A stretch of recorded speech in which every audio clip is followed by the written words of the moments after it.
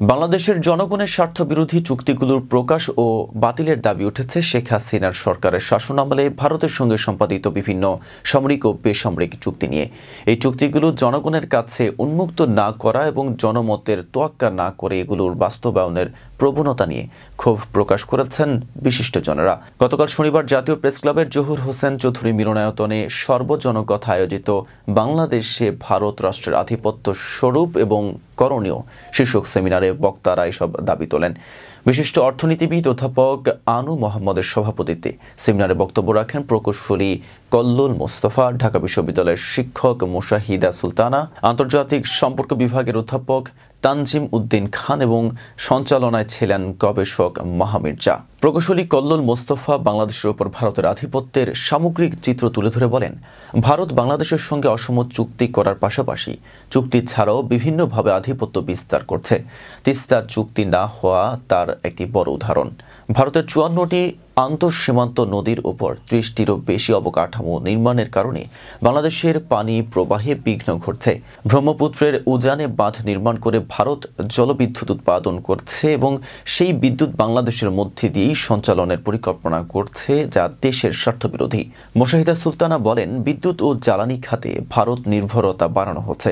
বহরমপুর পাবনা সঞ্চালন লাইন, রামপাল কয়লা বিদ্যুৎ কেন্দ্র এবং ঝাড়খণ্ডের গোড্ডা কয়লা বিদ্যুৎ কেন্দ্রের মতো প্রকল্পগুলো আর্থিকভাবেই অসম এবং পরিবেশের জন্য ক্ষতিকর।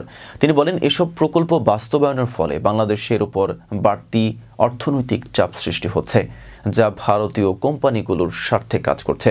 অধ্যাপক তানজিম উদ্দিন খান বলেন, তিস্তা চুক্তির ক্ষেত্রে ভারতের কেন্দ্র ও রাজ্যের মধ্যকার রাজনৈতিক ঠেলাঠেলি ন্যাক্কারজনক। তিনি বলেন, তিস্তা আন্তর্জাতিক নদী হওয়ায় চুক্তি সম্পাদনের ক্ষমতা কেন্দ্রীয় সরকারের।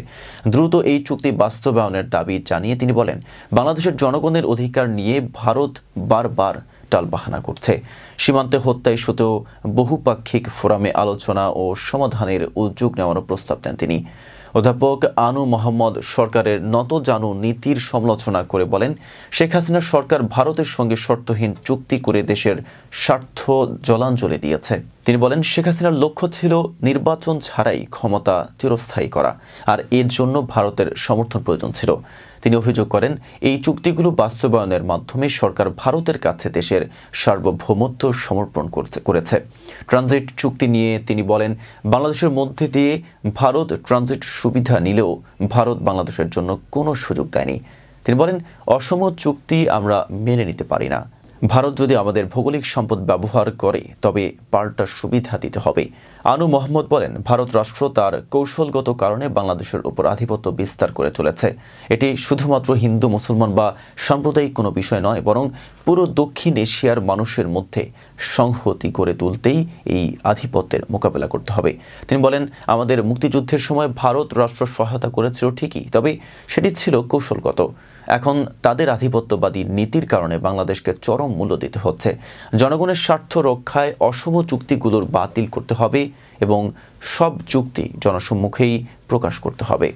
আধিপত্য মোকাবেলার জন্য সুনির্দিষ্ট পরিকল্পনা প্রয়োজন। জনমত গড়ে তুলতে হলে চুক্তিগুলোর স্বচ্ছতা নিশ্চিত করতে হবে এবং জনস্বার্থ বিরোধী যে কোনো সিদ্ধান্ত বাতিল করতে হবে।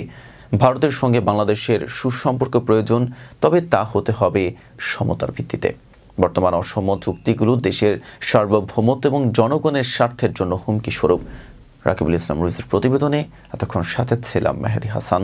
ফেস দ্য পিপলের সাথে থাকার জন্য ধন্যবাদ।